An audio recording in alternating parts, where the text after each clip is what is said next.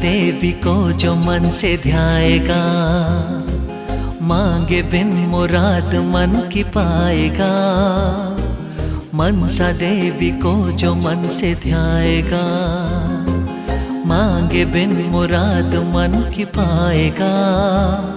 सुनेगी प्रार्थना उसी की मनसा माँ, जो मन से ध्यान 2 घड़ी लगाएगा। मनसा माँ उसे देगी